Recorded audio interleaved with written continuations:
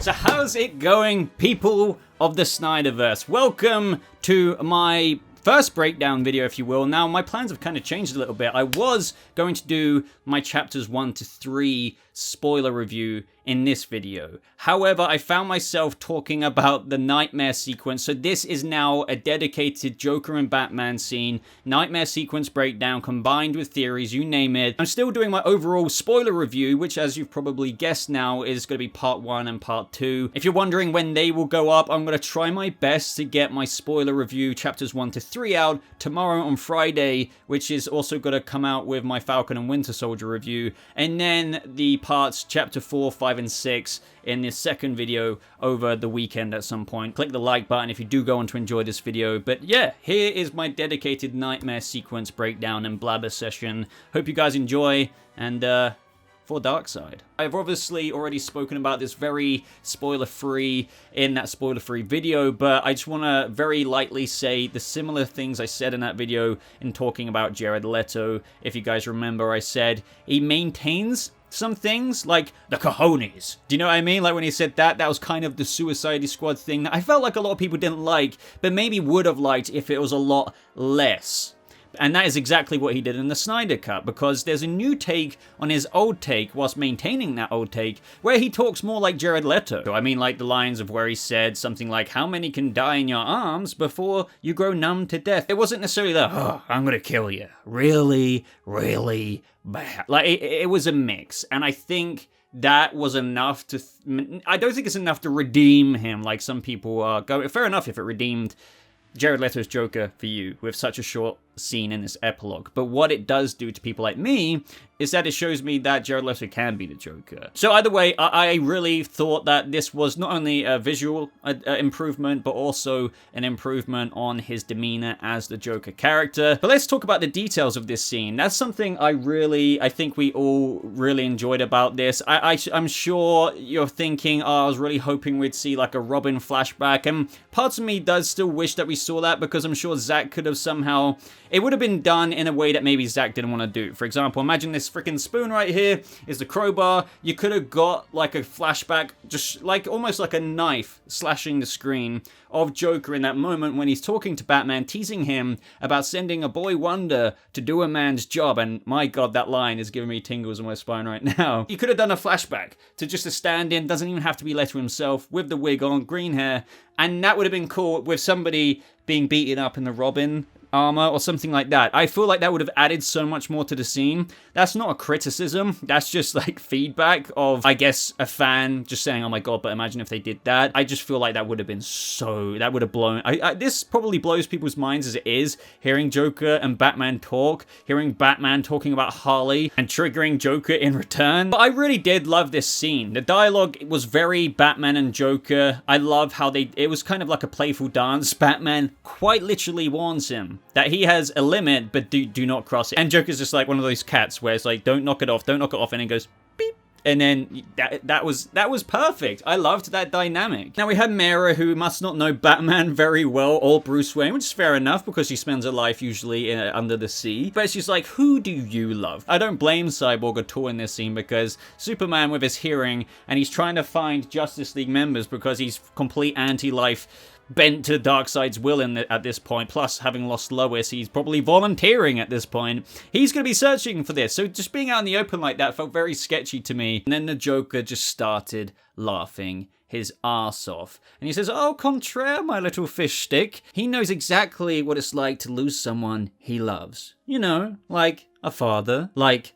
a mother. And then Bruce is just like, be very careful with the next thing you say.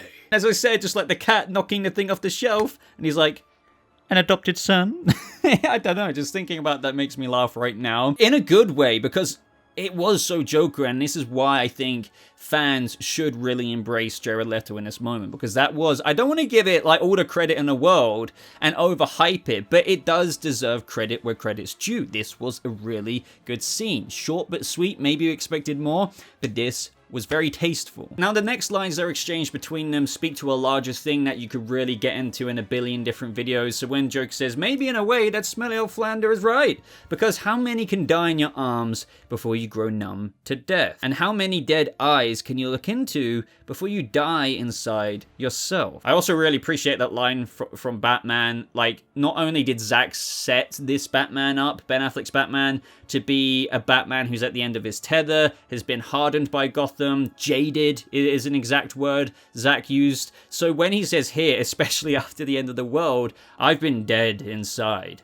for a very long time. But even I have a limit, and if you cross that line, I swear to God. Before what, Bruce? Yeah, again, perfect. At this point, I'm basically fanboying. But you know, we have to mention, you won't kill me, I'm your best friend. But it's still kind of a mystery as to how Lois died. Like, none of us, I don't think, at this point can really confirm exactly how that happens. In this movie, we got the scene of Darkseid approaching Superman, where Lois is literally Raiders of the Lost Ark style, drained out, juiced out, liquefied out, skeletoned, as if she's been heat visioned, and she's in the Batcave. They're in the Batcave. They're all in the Batcave. So she dies for what the movie gives us in terms of information in the Batcave. And it does seem that Joker here knows a little bit about that. You could just say this is simple dialogue and he's just assuming she suffered so, but he literally says, anyway, you need me. You need me to help you undo this world you created by letting her die.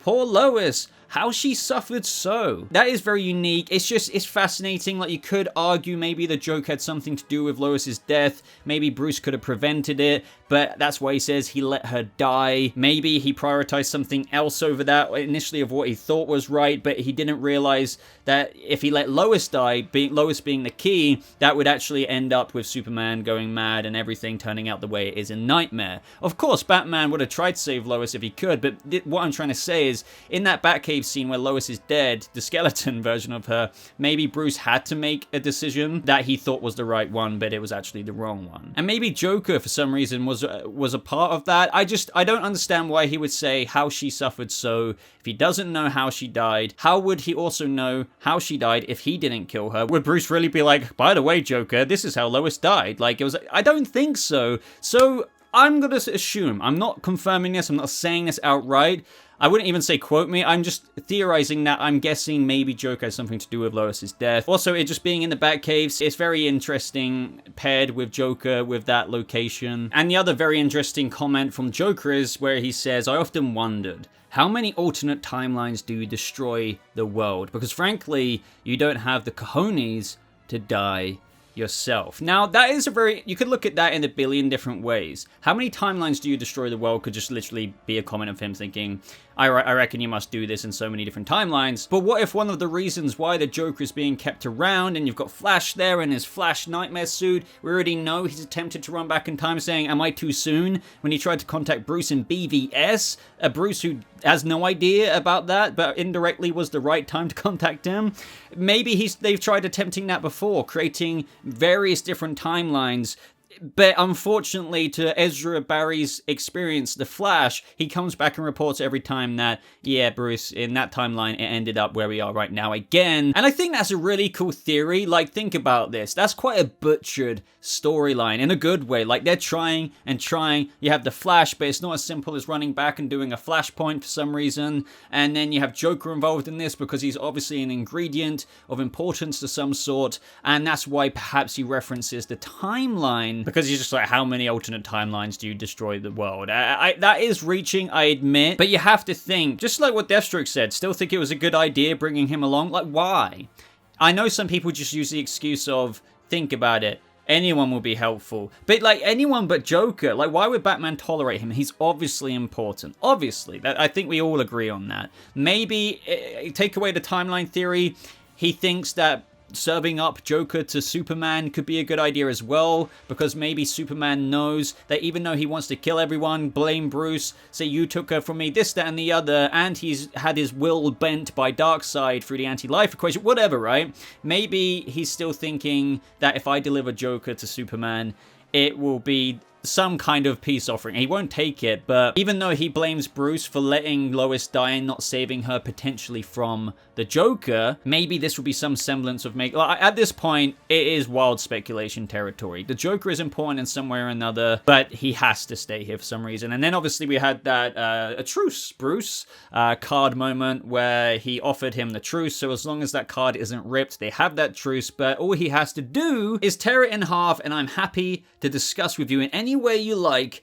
why you sent a boy wonder to do a man's job. And I loved Leto's delivery there, because he's like talking sporadically, eccentrically, but as soon as he said to do a man's job, every expression in his face was gone. Sociopathically, psychopathically style of an expression. He was literally like, it was freaky, and very cool. But I loved Batman teasing how, and this is very interesting as well, in of just imagining a Harley Quinn who was obsessed with the Joker. Now you could argue this is after Birds of Prey, so maybe this is why. But I also just ignore Birds of Prey for a second. I love the idea of Harley Quinn, and this is kind of symbolic of their relationship, how toxic it is. Remove the events of where they broke up in Birds of Prey, this, that, and the other. I still like to imagine that this is where Batman was holding Harley Quinn, where she was dying and bleeding, as he said, and she was still obsessed with the Joker, but there was that part of Harleen Quinzel that came out before that tapped through in her dying moments, and where Batman said she begged me with her last breath that when I killed you, and make no mistake, I will effing kill you, that I do it slow. And I'm gonna honor that promise. And that triggered Joker. Like, he started shaking the card. He was so visibly angry, but then he kind of snaps out of it saying, good one kind of thing. You almost got me. But like, maybe he doesn't quite believe his Harley would do that. This is why I kind of ignore the Birds of Prey canon. Say what you will about that film. I'm not knocking it. What I am saying is, I believe the Harley Quinn that died when Batman was saying that was one who was going around with Joker potentially. Or they hadn't quite broken up. But still, because of everything he did to her, she was like, I want you to kill him slow, Batsy, or something like that. And that is such cool imagery in my mind to imagine of Margot Robbie's Harley Quinn. Anyway, though, ladies and gentlemen, at the end of this sequence, we had Cyborg say he's coming. Superman arrives in the red and blue suit, if you will. And yeah, it's just like, crap, how the hell would they get out of that one? Because I know you've got Mira there, you've got Cyborg. Cyborg is very powerful, don't get me wrong. You've got Batman, but at the end of the day, against the Kryptonian, Deathstroke, I know he's basically super in heart. But what I'm trying to say is they don't stand a chance, I don't think. How are they going to survive that moment? Maybe it's like Groundhog Day and go back to the timeline thing. Maybe this has happened in multiple different ways where Barry keeps running and then finds himself in a reset moment in a nightmare, and he has to fill Bruce in on every time saying, by the way, we've done this 5,643 times.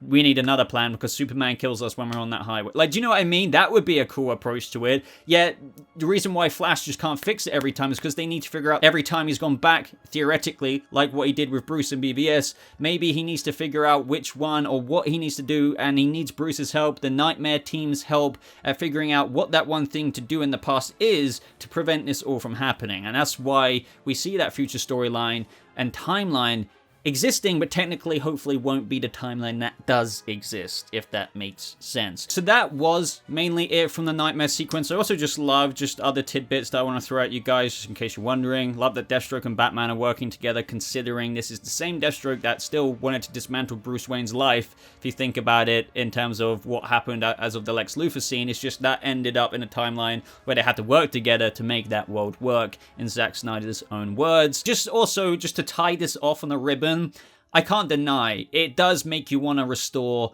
the Snyderverse and start a whole other movement. I know we all kind of knew what we were getting into with this movie, with it obviously, like I said in my spoiler-free review, it is dumbfounding how obvious it was that with the Justice League, Warner Brothers, or whatever they were doing behind the scenes there, they didn't want to set up a sequel. They were closing their first bridge that was meant to be a movie that branched out to multiple future movies, and closing it with that movie, because there was no setup for Darkseid. And we'll get into this in my spoiler review in chapters 1 to 3, and then the other video with 3 to 6. But it's astonishing. So with this, especially with the epilogue scene, and then that interaction between Ben Affleck and Joker for the first time in Snyder's cinematic universe, it's just, it makes you want more. And yes, and that's with people now wanting more of Jared Leto's Joker. So I think I'm going to end the video there, guys. I think that is mainly everything I want to say. So I would love to know what you thought of the nightmare sequence. What do you think of the theories we went over? What do you think of the spoiler talk? And what do you think happened to Lois specifically?